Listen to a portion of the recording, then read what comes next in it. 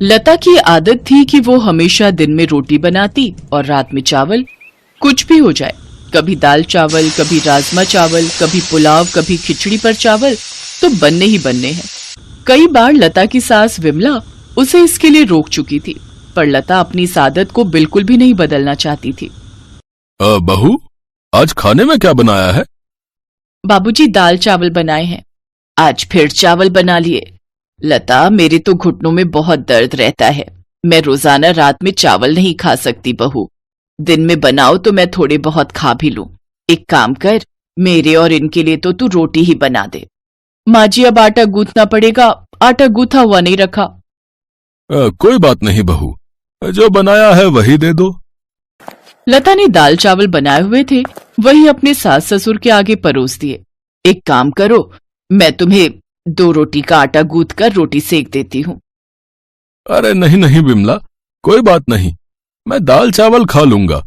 अब तुम उठोगी रोटी बनाने के लिए तो फिर बहू बोलेगी कि उसे ही कह देते, इसलिए अब खा लो। लता की दिन में रोटी रात में चावल की आदत दिन पर दिन बढ़ती जा रही थी। लता, आज तो मेरी ऑफिस की छुट्टी है। एक काम करो, कढ़ी चावल बना लो, बहुत मन हो रहा है। अब मैंने गोभी आलू की सब्जी और रोटी बना दी है, अब मैं कुछ नहीं बनाऊंगी। वैसे भी मैं रात को राजमा चावल बनाने वाली हूँ, मैंने पहले ही प्लान कर लिया था, इसलिए अब रोटी और गोभी आलू की सब्जी खा लो। तुम सही हो, जब देखो अपनी मर्जी करती हो। अब रात में मैं सोच रहा था कि मटर पनीर की सब्जी और रोटी बनवाऊंगा, तुम राजमा चावल का प्लान बनाकर बैठ गई हो। अरे तो क्या हुआ, तुम तो जानते हो ना मैं दिन में चावल नहीं बनाती हूँ, रात में थकी हुई होती हूँ, इसीलिए मैं रात को ही चावल बनाती हूँ। मेरे से नहीं बनती रात में रोटियां। अच्छा ठीक है, जो मन में आए वो करो। मैं माँ को डॉक्टर के पास ले जा रहा हूँ, बोल रही हैं कुछ दिनों से घुटनों में बहुत दर्द है। विमला की तबीयत ठीक नहीं थी, इसीलिए बेटा अभिनव उसे डॉक्टर के पास ले जाता है। देखिए माताजी, उड़द की दाल, भिंडी, चावल, दही वगैरह और ठंडी चीजें आपको कुछ समय के लिए बंद करनी होंगी। डॉक्टर साहब, मैं तो कोई ठंडी चीज लेती ही नहीं हूँ। ये बच्चे कई बार कहते हैं कि ठंडा आइसक्रीम और ठंडा दूध वगैरह ले लो। मैं तो दही भी बहुत कम खाती हूँ क्योंकि मेरे घुटनों में दर्द हो जाता है। अब डॉक्टर साहब, और कुछ खाने का परहेज? बस इन्हीं बातों का ध्यान रखें और समय पर दवाई लें। विमला अभिनव के साथ घर आ जाती है। लता, डॉक्टर ने माँ को कुछ चीजें खाने के लिए मना किया है, जिनमें से चावल भी हैं। तुम ये जो रोज चावल बना देती हो ना रात में, वो माँ को बहुत नुकसान करते हैं, इसलिए अब माँ के लिए रोटी बना दिया करो। ठीक है, बना दूंगी, पर आज खाना बन चुका है। तो कोई बात नहीं, माँ के लिए रोटी बना दो, और एक काम करो, बाबूजी के लिए भी बनाई दो। बस काम पर काम बढ़ा देते हो। लता गुस्से में रसोई में जाती है तो वो देखती है कि उसकी सास रसोई में रोटी सेक रही है। अरे, मैं बना तो रही थी, आप क्यों खड़ी हो गई? अब ये देखेंगे आपको रोटी बनाते हुए तो मुझ पर गुस्सा करेंगे। कोई बात नहीं बहू, तुम भी तो पूरा दिन काम करके थक जाती हो, 2-4 रोटी ही तो सेकनी है, उसमें देर नहीं लगती। तुम्हारे लिए बनाऊं, तुम खाओगी? नहीं नहीं, मुझे नहीं खानी, आप अपने लिए और बाबूजी के लिए बना लो, मैं तो चावल ही खाऊंगी। अपना खाना डालकर रसोई से चली जाती है। लता ने अपनी आदत को फिर भी नहीं छोड़ा। दिन में रोटी सब्जी बन जाती तो वो रात में चावल बना लेती। जब उसने देखा कि उसके सास ससुर को तो रोटी ही खानी है, तो उसने अब दिन में ज्यादा रोटी बनानी शुरू कर दी, ताकि रात को उसे फिर से रोटी ना बनानी पड़े और वो चावल खाकर ही रह जाए। माँ जी, रोटी मैंने दोपहर में ही ज्यादा बना दी थी। मुझे पता था आप और बाबूजी रात को रोटी खाते हो, इसलिए मैंने सोच लिया है अब मैं आप लोगों की रोटी दोपहर में ही बना दिया करूंगी। पर बहू, वो तो ठंडी हो गई होगी। अब अरे विमला, कोई बात नहीं, ठंडी है तो उन्हें तवे पर गर्म कर लो, तुमने और मैंने ही तो खानी है। जाओ बहू, तुम अपना खाना खा लो। लता अपने कमरे में चली जाती है। उसके सास ससुर दोपहर की रोटी ही खा लेते हैं। लता अपनी आदत की वजह से अब जब भी रात में चावल बनाती तो अपने सास ससुर की रोटी दोपहर में ही बनाकर रख देती। एक दिन लता अपने कमरे में स्टूल पर चढ़कर ऊपर की अलमारी से कुछ ढूंढ रही थी। कहाँ रख दिया मैंने अपना नया पर्स? यहीं ऊपर अलमारी में ही तो रखा था। भाभी, आराम से, मेज गिर जाएगा, रुको मैं आती हूँ। जितनी देर में काम वाली दौड़ कर जाती, इतनी देर में लता मेज से नीचे गिर चुकी थी। लता की चीख निकल गई। अभिनव और विमला लता को डॉक्टर के पास ले गए। लता की रीढ़ की हड्डी का मांस फट गया, जिस कारण लता को कुछ दिनों का बेड रेस्ट हो गया। माँ, ये लता की सारी दवाइयाँ अभी अगले हफ्ते बुलाया है डॉक्टर ने। बेटा, घबराने की तो कोई बात नहीं है ना? डॉक्टर क्या कह रहा है? पापा, रीढ़ की हड्डी का मांस फट गया है, इसलिए कुछ दिन ठीक होने में लगेंगे, लेकिन लता को पूरा बेड रेस्ट करना होगा। कमर में बहुत दर्द हो रहा है। अरे मेरी बहू तो बहुत बहादुर है, देखना तुम बहुत जल्दी ठीक हो जाओगी। मैं तुम्हें ताकत की बहुत अच्छी अच्छी चीजें बनाकर दूंगी, जिससे तुम्हें आराम मिलेगा। लता की कमर में दर्द था और ये बात उसकी सास और बाकी परिवार के लोग भी समझ पा रहे थे। सब लता को बहुत हिम्मत देते हैं। लता की सास विमला अपनी बहू की बहुत देखभाल करती है। लता देखती है कि उसकी सास बिल्कुल उसकी सगी माँ की तरह उसकी देखभाल कर रही है। उसे अपने ऊपर बहुत पछतावा होता है कि एक तरफ वो अपने सास ससुर के लिए 2 रोटी बनाने में कितना हिचकिचाती थी और उन्हें दोपहर की ठंडी रोटियां दे देती थी, सिर्फ इसलिए क्योंकि रात में उसे सिर्फ चावल बनाना और खाना पसंद था। उसने अपने सास ससुर की उम्र का लिहाज भी नहीं किया। लता को अपनी गलती का एहसास होता है और कुछ दिनों बाद जब वो ठीक हो जाती है तो वो अपनी गलती को सुधार लेती है। वो जब भी रात में चावल बनाती तो थोड़ी रोटियां भी बना देती, ताकि उसके सास ससुर अगर चावल नहीं खाना चाहते तो वो गरम गरम रोटी खा सके। एक गांव में करुणा नाम की एक वृद्ध विधवा औरत रहती थी। उसका पति राम प्रसाद एक रोड हादसे में मर गया था। करुणा का एक लड़का भी था जो कि शहर में जाकर बस गया था और उसने वहीं शादी भी कर ली थी। करुणा अपना गुजारा करने के लिए अपने पति की पुरानी मोमोज की दुकान चलाया करती थी। बेटा, अब इन बूढ़ी हड्डियों में जान नहीं बची है, कब तक जिंदा रहूंगी नहीं पता। तू बस एक बार घर आ जा, तुझे देखने का बहुत मन कर रहा है।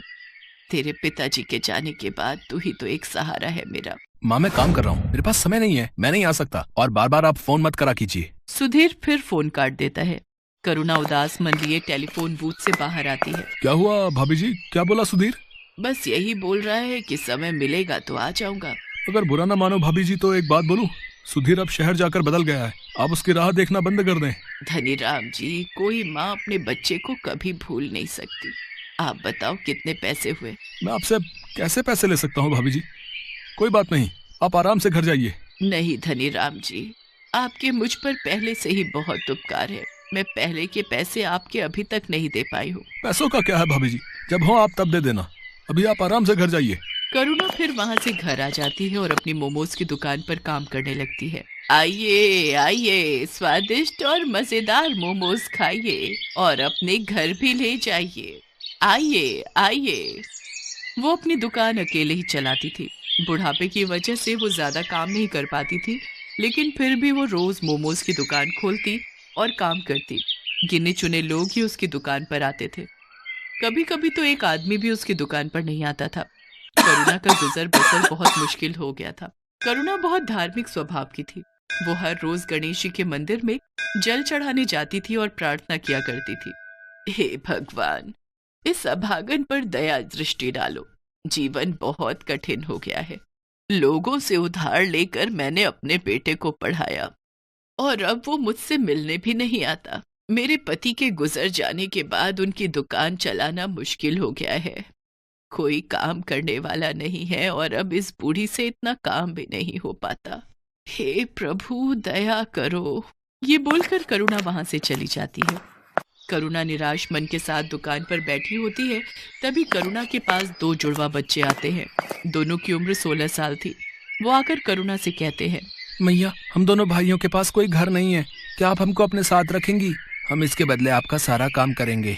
बेटा, मैं खुद परेशान हूँ, मैं तुम्हें अपने साथ कैसे रख सकती हूँ? मैया, हम आपका सारा काम करेंगे, बस आप हमें अपने साथ रख लीजिए। ठीक है। करुणा को उन दोनों जुड़वा बच्चों पर दया आ जाती है और वो दोनों को अपने साथ रख लेती है। भगवान ने इस बार करुणा की पुकार सुन ली। वो दोनों भगवान के भेजे हुए दूत थे, जिनको भगवान ने करुणा की मदद के लिए करुणा के पास भेजा था। करुणा मोमोज का सामान बना रही होती है। माँ जी, ये काम आप हमें दे दीजिए, मोमोज हम बना लेंगे, आप जाकर आराम कीजिए। करुणा रसोई घर से बाहर आ जाती है। वो दोनों बच्चे उसके बाद गेट लगा देते हैं। थोड़ी देर बाद गेट खुलता है। करुणा देखती है कि सारे मोमोज बहुत अच्छे से तैयार हो गए हैं। करुणा ये देखकर बहुत खुश होती है। अरे वाह, तुम दोनों ने तो बहुत अच्छा काम किया है। फिर करुणा उन दोनों बच्चों के साथ अपनी मोमोज की दुकान खोलती है और मोमोज बेचने लगती है। आइए आइए, स्वादिष्ट और मजेदार मोमोज खाइए और अपने घर भी ले जाइए। आइए आइए। आज करुणा के मोमोज में से ऐसी खुशबू आ रही थी जैसी कभी नहीं आई। पूरे बाजार के लोग मोमोज की खुशबू से आकर्षित होकर करुणा की दुकान पर आने लगे और देखते ही देखते करुणा की दुकान पर भीड़ लग जाती है। अरे एक प्लेट मोमोज देना। मुझे भी दे दो एक प्लेट। अरे वाह वाह वाह, इतने स्वादिष्ट मोमोज तो मैंने आज तक कभी नहीं खाए। आहा हा हा, वाह वाह वाह वाह वाह। करुणा लोगों की ये सारी बातें सुनकर काफी खुश होती है। देखते ही देखते उसके सारे मोमोज बिक जाते हैं। आज तो बहुत अच्छी कमाई हो गई। अगर ऐसे ही मेरे मोमोज बिकने लगेंगे तो मेरा सारा कर्ज उतर जाएगा। दोनों बच्चे अब करुणा को कोई काम नहीं करने देते। दोनों मोमोज बनाते और करुणा के साथ उन्हें बेचने भी जाते। उन दोनों के बनाए मोमोज में ऐसा स्वाद था कि हर कोई उंगलियां चाटता रह जाता। एक रात की बात है, वो दोनों बच्चे रसोई घर का दरवाजा बंद करके मोमोज बना रहे थे। कमाल है, हर रोज ये दोनों रसोई घर बंद करके मोमोज क्यों बनाते हैं। आज देखती हूँ ये ऐसा करते क्या है। करुणा चुपके से जाकर खिड़की में से झांकती है। वो देखती है कि उन दोनों जुड़वा बच्चों के हाथ में से चमत्कारी शक्तियां निकलती हैं, जिससे मोमोज अपने आप बनते हैं। ये जादू देखकर करुणा दंग रह जाती है। वो तुरंत उन दोनों के पास जाती है। दरवाजा खोलो।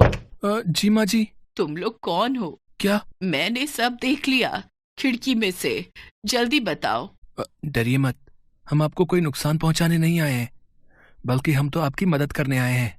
हम भगवान के दूत हैं। हमें गणपति जी ने आपकी मदद के लिए भेजा है। क्या सच में गणपति भगवान ने आपको मेरी मदद के लिए भेजा है? हाँ माँ जी, आपकी परेशानी भगवान ने सुन ली और हमें आपकी मदद के लिए ही भेजा है। करुणा ये सब सुनकर बहुत खुश होती है। अब इसके बाद दोनों फरिश्तों के जादू से करुणा के दिन अच्छे होने लगे। दोनों दूत रोज अपने जादू से मोमोज बनाते और करुणा उसे बेच आती। देखते ही देखते करुणा की दुकान चल पड़ी। लोग उसके मोमोज दूर दूर से खाने आते थे। ऐसा करते करते करुणा ने एक बड़ी मोमोज की दुकान खोल ली और धीरे धीरे उसने अपने सारे कर्ज भी चुका दिए। अब करुणा के पास धन की कोई कमी नहीं थी। ये बात करुणा के बेटे सुधीर तक भी पहुंच जाती है।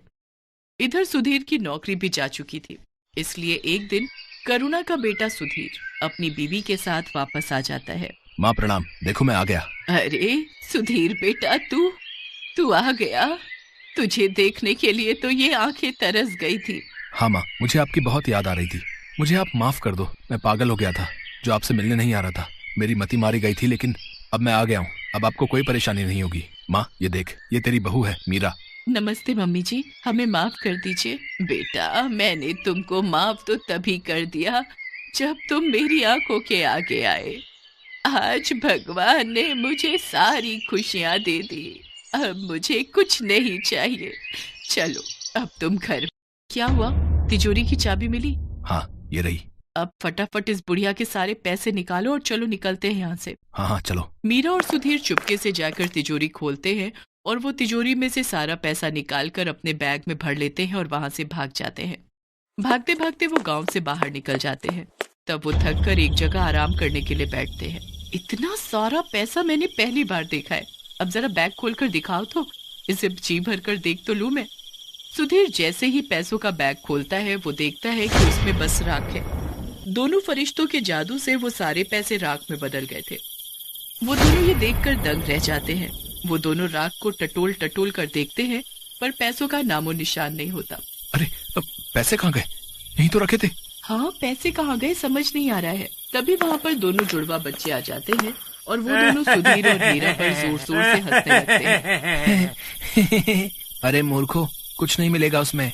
तुम्हारे मन में जब कालिक भरी है तो उसमें भी कालिक ही होगी ना। कैसी संतान है तू, अपनी माँ को लूटना चाहता है। तेरी माँ ने तेरे लिए इतना सब किया। ये जो मिला है ना तेरे को, ये तेरे कर्मों का फल है। और बिना माँ के तेरा जीवन भी इस राख के जैसा है, किसी भी कीमत का नहीं। अभी भी समय है, सुधर जा और जाकर अपनी माँ से माफी मांग ले। आप दोनों ने हमारी आंखें खोल दी। हम लोभ में अंधे हो गए थे। हम अब से ऐसी गलती नहीं करेंगे। हमें माफ कर दो। फिर मीरा और सुधीर अपनी माँ के पास वापस चले जाते हैं और उसे सब सच बताकर माफी मांग लेते हैं। करुणा भी उनको माफ कर देती है। मैं तुम्हारा शुक्रिया कैसे करूं समझ नहीं आ रहा है। तुमने मेरी इतनी मदद की, इसके लिए धन्यवाद। अब मुझे सब कुछ मिल गया है, मेरा बेटा, मेरी बहू, सब। इसकी कोई जरूरत नहीं है माता, हमने कुछ नहीं किया, ये सब कुछ भगवान ने कराया है। अब आपका जीवन अच्छा हो गया है, तो अब हमारा भी यहाँ से जाने का समय आ गया है। अब आप हमें जाने की अनुमति दें। ये बोलकर दोनों वहां से चले जाते हैं। अब करुणा का जीवन बहुत खुशहाल हो गया था। अब उसको किसी चीज की कमी नहीं थी। उसकी मोमोज की दुकान भी अच्छी चल रही थी। अब वो अपने बेटे और बहू के साथ अपना बाकी का जीवन खुशी खुशी बिताने लगती है।